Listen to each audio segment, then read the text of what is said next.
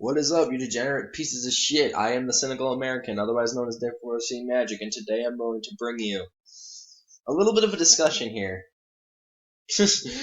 I could not do that intro with a straight face. I should have turned the webcam on, but whatever. Anyway,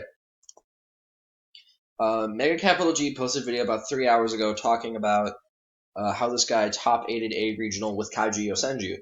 And the build on screen is not his build. It is not his build. This is just the build that I would play at a regional. It takes a lot of inspiration from his, but it's also budgeted down because I'm not paying $300 or $200 or however much it is for Desires. Because fuck Pot of Desires. Anyway, so I wanted to talk about how viable Kaiju Yosenju would be as a rogue deck for the Zodiac format. Now, some of you might be thinking that I'm crazy. Some of you may be thinking that I'm a piece of shit for copying this. And first of all, I'm not crazy, and I didn't copy. Okay, so shut the fuck up. Anyway, I got inspiration. Okay. So this deck's pretty standard. I'm not playing through Sujic. I'm playing an L instead, just because if you ever run into that really shitty player playing Mirror Force, you don't want to lose your board to a Mirror Force and then just die to the Kaiju that you gave them off of Slumber. So that's why I'm playing that. Plus, I'm side decking 2 copies of Secret Move. But anyway, the reason that I say this is a viable rogue deck in the Zodiac format is because this deck wants to go second every fucking time. Game 1, if you win the die roll, you blind second, no matter what. Because as you can see, there's 6 board wipes in the form of 3 Interrupted Kaiju Slumber, 2 Dark Hole, and a Regeki. So you have 6 board wipes already off the back. That makes you want to go second. Not only that, there's 7 spell and trap removal cards. 3 Twin Twister, 2 MST, 2 Night Beam. Night Beam MVP. I've been testing this card out. Card's putting in work. It might be put in my Draco Pal deck that I'll profile next week, but anyway. So the point is, you build the deck to go second, and then you have these hand traps in the form of Maxi and Jurigato that will stop you from dying if you don't kill them on your turn.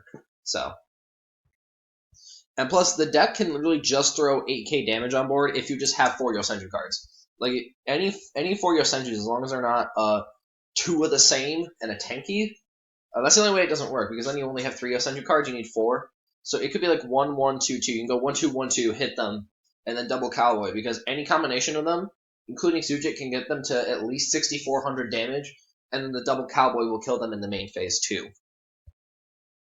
But what you really want is to open like 2 of your Yosenjus or 3 of your Yosenjus with a board wipe. So say you open 3 Yosenju and a Slumber, and you go second, you Slumber away the board, you give them Gamma Seal, you give yourself either Thunder King or Jizukiru. Usually I give myself Thunder King because I don't want my opponent doing random shenanigans with the fact that Jizukiru is a machine, but I also wanted a big Kaiju in my deck. So I give myself the Thunder King, they get the Gamma Seal, and I go combo 1, combo 2, combo 3. I get the Gamma Seal back into my hand so I contribute over a monster if I have to, and I hit them in the face for however much. It's like 7,200 damage maybe, and then I can just overlay for the Cowboy and they're dead. So the deck can very much just kill your opponent, which is strong, because if you go second, you just kill your opponent. You don't have to worry about if your opponent has... oh, excuse me. You don't have to worry about if your opponent has card set, or if your opponent has a battle trap, because they are dead. The game is over. Also, another reason that this deck's going to be somewhat of a viable road deck, because it's pretty cheap. Like, these cards like Maxi, Jurigato, Regeki, you don't have to play these cards. The Twin Twisters, I would say get them, just because. Also in the extra deck, like Emerald and whatever, you don't have to play Emerald. I'm just playing Emerald because I have one in real life, so if I ever play this deck, I don't have to spend $22 on an Emerald. But yeah, you can easily swap out this Regeki and the Jurigatos for other stuff like Speed Red Menko if you want. You can even play Power Duality, although I don't recommend it because you do need to use the Kaiju Slumber more than likely if you're going to kill them. I know this card's hyped up, but come on, it's going to fall. It will fall eventually, we all know it will. But the Yosenju deck's pretty cheap. The extra deck literally does not matter. The only thing you need for the extra deck are literally the 2 Cowboys, and that's it. And they're like 50 cents a piece, and you can... But I would recommend filling out your extra deck with a bunch of other really generic rank 4s, which is another thing, which is why this deck is going to be good. D-Barrier does nothing. People are cutting Strike from their deck to play 3 D-Barrier because why would you strike 1 summon when you can just D-Barrier them and say you can't play Yu-Gi-Oh for the turn? This deck does not lose to D barrier. Now, sure, if they go first and they have a D barrier, and like you say main phase 2, they go D barrier name XC. Okay, sure, that hurts. You don't kill them, but they're at a point to where they're more than likely less than 1,000, so they can't instant fusion a Norden to bring back something to possibly have a fighting chance to get back into the game. More than likely, it's the only copy they had, and it's dead. All the copies of D barrier in their deck are dead. There's not really much I have to say. It's just like the deck really doesn't lose to anything in the meta right now. Really, just Book of Eclipse. That card really hurts you.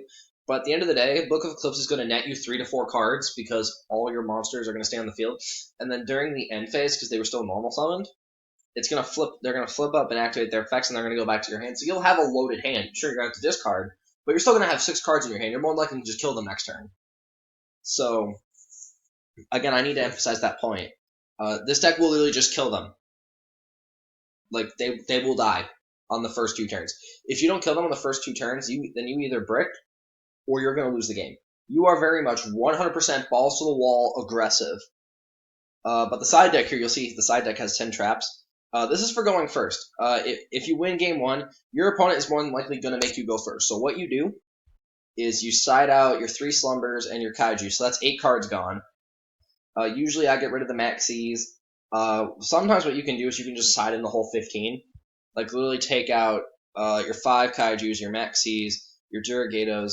That's 10 cards. And then the other 5 can be 3 slumber, 2 dark hole. That's 15 cards gone, and then you just side in your whole 15 side deck cards. And now all of a sudden, boom, you can go first. Some of these cards you might want to change around. I just really have a side deck here to prove that if you're going to go build a side deck for Kaiju Yosenju, you really just want to side deck in the floodgates that you would normally play in regular Yosenju. So lose a turn, right there on the screen. Rivalry of Warlords, let me pop that card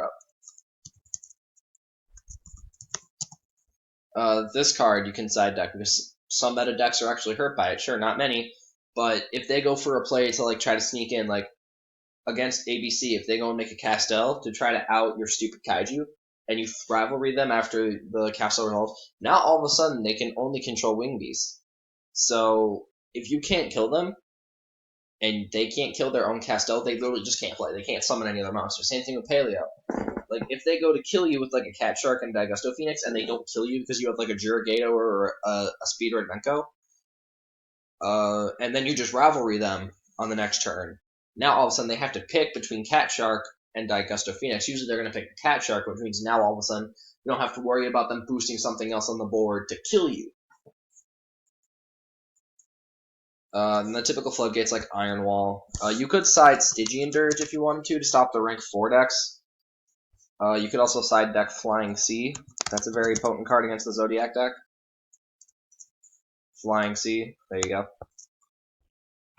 go. Again, you don't really want to side like just generic removal cards like Torrential, Warning, Bottomless, stuff like that. Because again, your goal, you want them to set up. You want them to have a board so that your board wipes and your kaijus are 100% effective. Now, sure, if you are going first, you might want to side those cards, take out your board wipes, bring those in. But again, this deck is already designed to go second, so siding is really hard. The only time you really ever want to side...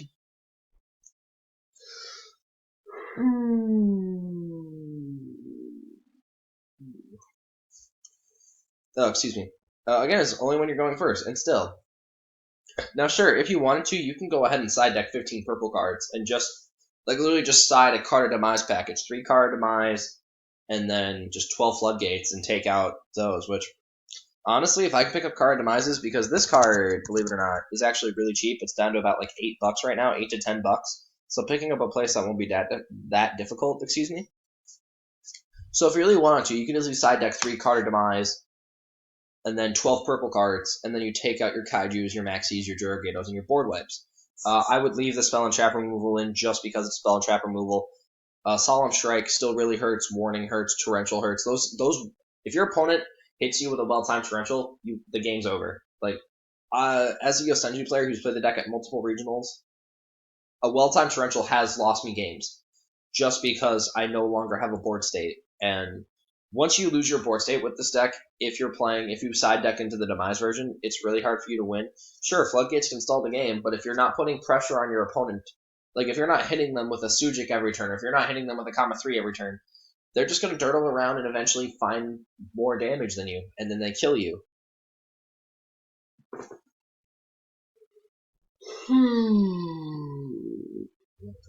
So that may seem like a clusterfuck of information, but basically, Kaiju Yosenju is going to be a very good like tier 2 deck in the next format because it's cheap.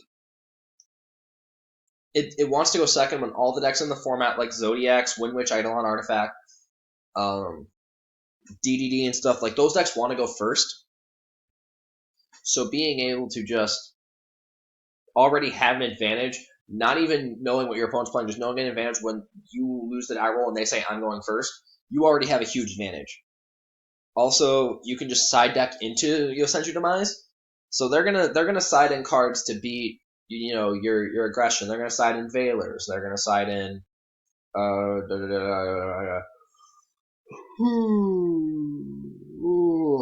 excuse me. They're gonna side in their effect negation. So if you just side into card Demise, it doesn't really hurt you that much because you don't mind if your Yosenju stays on the field. So yeah, that's basically on all I have to say. I really like Yosenju. I think that I tried Kaiju Yosenju when the first Kaijus were released, Kamungus and Dogoran. I saw it on Davinator1212's channel. Shout out to him. That deck was amazing, and I've just been trying to play the deck ever since. And if I don't build Domain Monarch, this might be the deck that I built to take to my regional because I really like the Yosenju archetype. I think it very much is a helmet deck. I won so many games with the deck that I had no business winning just because the deck is super linear and has one game plan. So, but anyway, guys, my name is Nick from Rose City Magic, Cynical American, whatever the fuck you want to call me. Link to my stuff in the description down below if I ever bother to get to it. And see you guys next time.